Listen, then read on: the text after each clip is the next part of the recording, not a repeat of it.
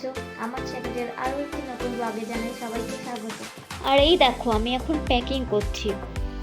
দুটো লাগেজ হবে, এই যে একটাই আমি ভরে নিয়েছি আমার জামা কাপড়, আর আরেকটাই ওইটাই ওর জামা কাপড় যাবে।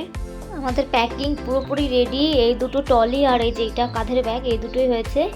আর নিচ থেকে একটা খাবারের ব্যাগ যাবে, সেটা ছোট।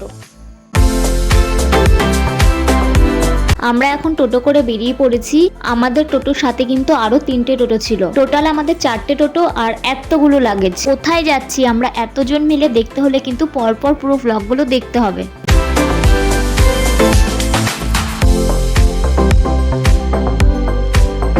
আমরা এখন চলে এসেছি নবদ্বীপ ধাম স্টেশনে। আর এখন লাগেজগুলোকে লিফটে করে ওঠানো হবে, কারণ এতগুলো লাগেজ সিঁড়ি দিয়ে তুলতে গিয়ে সবারই নাজেহাল অবস্থা। আমরা এখন চলে এসেছি 3 নম্বর প্ল্যাটফর্মে। এখানেই আমাদের ট্রেন দেবে 5টা 20-র দিকে হয়তো ট্রেনটা।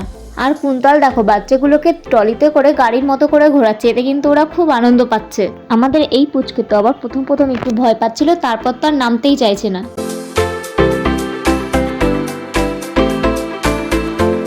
ট্রেনে উঠে যে আমরা চা খাবো তাই জন্য আগে থেকেই ফ্ল্যাক্সে করে চা কিনে নিয়ে উঠেছি। এখন আমরা ট্রেনে বসে পড়েছি, আর কার কার কোথায় সিট পড়েছে সেটাই দেখা হচ্ছে এখন। তার আগে সবাই মিলে বসে একবার চা আর পপকর্ন খেয়ে নিলাম, তারপর যে যার জায়গায় চলে যাবে।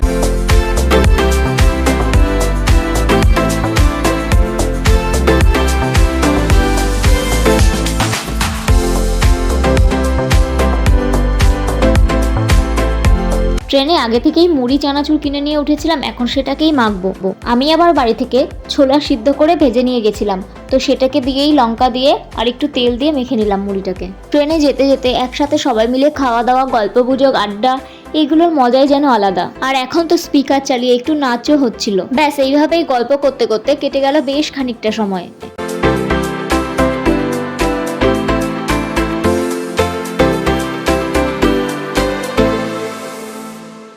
এখন মোটামুটি রাত 9:30-10টা বাজে, আর এখন আমরা খাবার খেয়ে নেব। রাতের খাবারটা যে যার বাড়ি থেকে পছন্দ মতো করে নিয়ে গেছিল। আমাদের সোমবার ছিল, তাই আমরা নিরামিষ আলু ফুলকপির তরকারি, রুটি আর মিষ্টি নিয়ে গেছিলাম। রাত 1:30-2টোর দিকে আমরা ট্রেন থেকে নেমেছিলাম, আর আমাদের স্টেশনে একটা হোটেল বুক করা ছিল।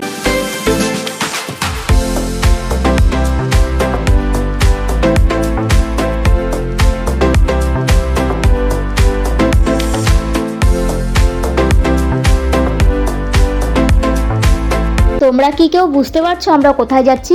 বুঝতে পারলে কিন্তু অবশ্যই কমেন্ট করে জানিও।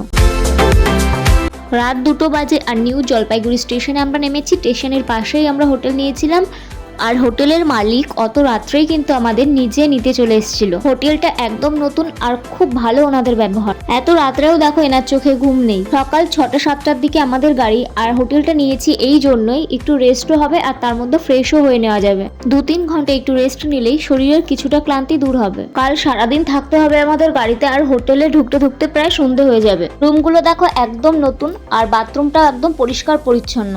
তো এখন আমরা 2 ঘন্টা রেস্ট নিই, তারপর রেডি হব, আর কালকে সকালে তোমাদের সাথে আবার দেখা হচ্ছে।